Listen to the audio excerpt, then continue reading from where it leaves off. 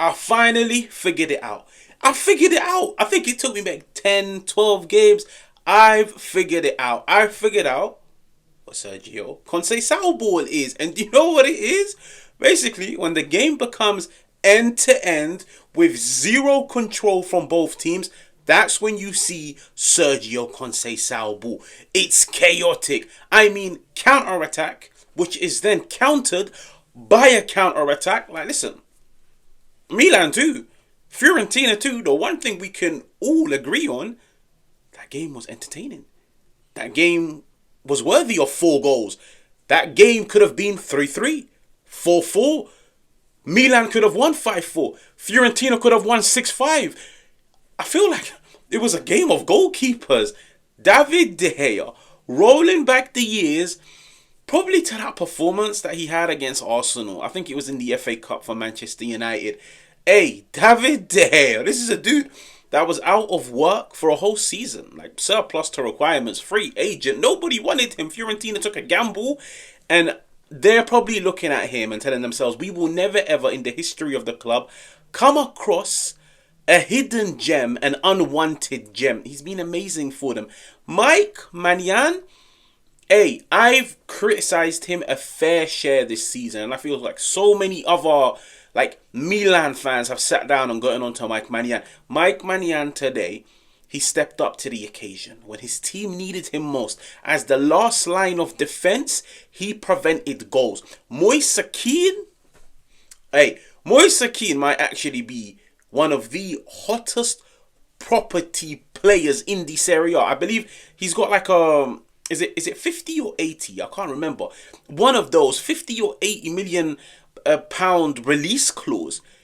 Bro, you're not gonna find many strikers that can score you 20 plus goals, that can lead a line comfortably alone, the physicality, the technical ability, the goal scoring. Listen, for him, he just put himself in the right environment and he flourished.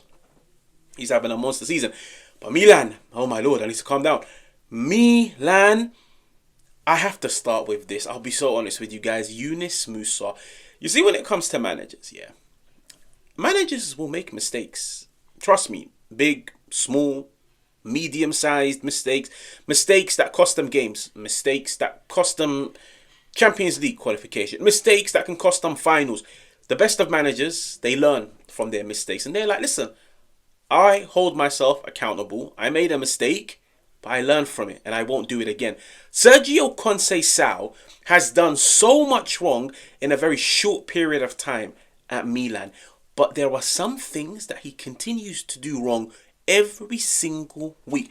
Yunus Musa, a month ago, was substituted on the 37th minute against Lazio. Okay? And he had a catastrophic 37 minutes. Sergio Conceição hooked him off. How many times do you see players get hooked off before half time and everybody's like, this is character destroying. This is embarrassing. This is humiliating. But the manager got the selection wrong. He got the starting 11 wrong. The player didn't step up to the plate. Can somebody tell me why 3 weeks later, Yunus Musa, 25 minutes against Fiorentina, was substituted once again? I don't understand what Sergio Conceição is doing, I'll be honest with you guys, because when you look at the first goal, guess who loses the ball in midfield? Yunus Musa. He gets the ball in a very tight, congested area.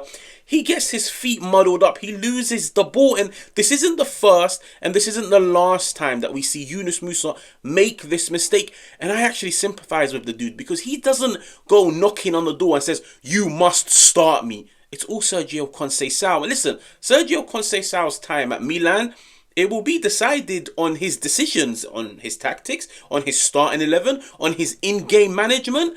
And you guys can clearly see his decisions in terms of which players to utilize, which players to select. Yunus Musa, as an example, is costing him games. But Fiorentina go on to the attack. The cross comes in. Malik Thiaw trying to prevent the ball from getting to the far post. He ends up putting it into the back of the net. It's not the best of starts when you're playing at home, when you're competing, when you're coming up against a team that's competing for top 4. It's not the best of starts. And then it's like they say, when it rains, it pours. And this second goal by Fiorentina is lovely. I'll be honest with you guys. Like, Palladino what he has done with Fiorentina this season, I feel like this was just the perfect message to Milan's board, which is if you appoint the right manager, and when you appoint the right manager, you get him the right players, this team will grow, this team will elevate. You will see performances from players that were doubted throughout the majority of their careers. I look at this Fiorentina team and I tell myself, it's a team of outcasts. It's a team of players that nobody wanted. Yet these guys are all stepping up to the plate. Ball into the back post, to Dodo, and Moise Kean in the right place at the right time. Listen, some might say, Thiaw Hernandez, why are you not going out wide to prevent Dodo from getting onto the ball? Some might say, listen, why is Moise Kean completely open, completely unmarked in the box? It's just Milan. I've said this many times this season about Milan. Milan, they ball watch, they don't man watch. Okay? Listen, the ball will always travel faster than any player. So you're better off keeping an eye on the player than the thing which is completely faster than you and any player on the pitch. So many times Milan have conceded this season where they're ball watching rather than man watching. Moise Kean, probably the easiest goal that he will score of his career. And I was worried. I'll be honest with you guys. I really was worried at this point because I was like, this might be a public humiliation. This might be a San Siro humiliation. This might be the final nail in Sergio Conceição's coffin. Okay, but listen, Tammy Abraham, I gave him his flowers a few days ago. And I have to continue to give him his flowers because, like I said, this is a dude that's capitalizing on the fact that Santi Gimenez is not into the team. The marquee signing, the dude that was signed in January, the dude that scored goals for fun in the Dutch league, no problem. You can ride bench. This was a goal that wasn't taught on the training field. This isn't Sergio Conceição ball. This is Tammy Abraham picking up the ball 1v1 squared up with Dodo. He beats him, but then he carries and he knows, listen, Christian Pulisic, we played together at Chelsea. There's chemistry, there's a connection. It's the give and go. When you give the ball to your teammate, don't just stand there and tell yourself, my job here is done. No, when you give the ball, attack the space. That way, you make it easier for your teammate when they do receive the ball, where to pass the ball next. I loved this goal because it's something that I don't see much of at Milan, where the players give and go. So many times they pass the ball and then they say, listen, I'm done. You go do what you want to do. No, give and go. The ball is passed into him, into the space. Now it's all about having the composure and the placement. And that was the lifeline. That really was. That was the lifeline. Going into halftime with just one goal down rather than two. But guys, I saw something in that game which we have to speak about because for me it was shocking. This is on the 41st minute.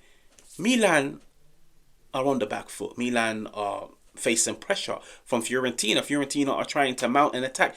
Can somebody explain to me, for the love of God, like this is criticism on both accounts, Dodo and Thiaw Hernandez. Guys, what is going on?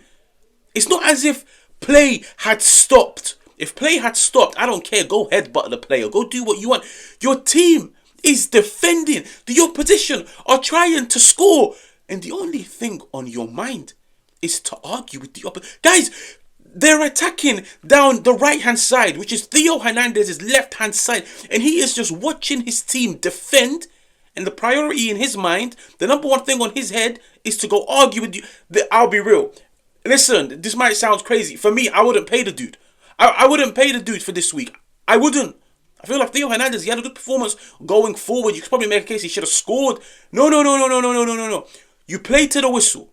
Whatever happens, remain calm, maintain your Hey, if Fiorentina had scored from this clip would have gone viral. Have you ever seen this before? Your team is defending and you don't care. You don't care. You don't care about defending. The only thing I'm interested in is going head to head with the opposition player, yeah? Is verbally abusing him. Nah, this is criminal for me. I'll be honest with you. And this for me is a player that's completely signed out. This for me is a player that doesn't care anymore. Nah. This is wild. But listen, I'd love to hear you guys' opinions on this. But second half, Milan, they come out. I feel like it was a rejuvenated Milan team. And listen, they got fortunate. Ball fed into Santi Gimenez. It forced to Jovic. Listen, Jovic is having... Jovic was always a player, even at Frankfurt. He was highly rated. It just hasn't worked out wherever he's gone. Real Madrid, Fiorentina, it hasn't worked out. He's a dude that's getting opportunities, and let's just say he is scoring goals at the moment. Gets the ball 1v1. It's all about remaining calm, the composure, put it into the back of the net. And that's exactly what he does. And after that, it just became a basketball game. It really, really, really, really, really did. I feel like this style of game, it suited both teams because both teams, they've got physical players in attack. Moise, Kean, Thiaw. Yo, it was just may the best man win. Actually, you know what? It's not even may the best man win. May the worst goalkeeper concede. Both of them were on fire. Maignan, he's come under heavy criticism this year. But this game, I could comfortably say he secured Milan that 1 point. And I could say the same about David De Gea. David De Gea, he secured Fiorentina that 1 point. But it's just a shame. I'll be really, really, really, really, really honest, because the fact that you finally saw Milan playing football on the front foot, taking the game to the opposition, these players, whenever they come up against teams that sit back, they struggle. And the reality is that shouldn't be the case, because that's why you look at Conceição and say, your tactics need to now have a mark on this team. You need to teach these players on what to do in tight congested areas, how to break down low blocks.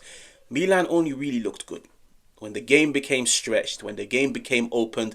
And you can clearly see both teams didn't have respect for one another. Fiorentina, they were going until the final minute. Milan, they were going until the final minute. Where Sergio Conceição has failed is the fact that Milan are not going to play this game every single week. Next week, they might come up against a team that just wants to sit back and defend. That is where you look at Conceição and ask, what can you do? What have you taught these players? What have you instructed them to do? And we've seen it many times this season. That is when you see a dull Milan. That is when you see a boring Milan. That is when you see a Milan that's short on ideas. But when there's time and there's space to attack, Milan, they look good. So it's a shame. Who do I think should have won the game? I'll be honest with you guys. Fiorentina had good. I feel like Fiorentina had the better chances. And there's a reason why I've banged on about Super Mike. Maignan, that was a man of the match performance. Like, he stepped up. He made saves. Like, he went back to the Maignan of old. And listen, if you're the board, I've done a video on this where I genuinely wouldn't let Maignan go. I would give him what he wants because he's still a goalkeeper of the right age. He's still, you can make a case, got his prime years ahead of him. He hasn't lost his goalkeeping ability. It's just his head is not in the right place. Maybe he's unsettled because of the contract. Maybe he doesn't know what his future holds. Maybe he's looking at the Milan project and telling himself, I don't want to commit to this in my final big contract. But the talent, the quality, the shot stopping, it's there. And you can't lose it, because when you lose it, you end up losing these games by 3-4 goals. So, man of the match, Maignan. Listen, if you're new, make sure to subscribe. Make sure to hit the like button. And I will catch you guys on another one.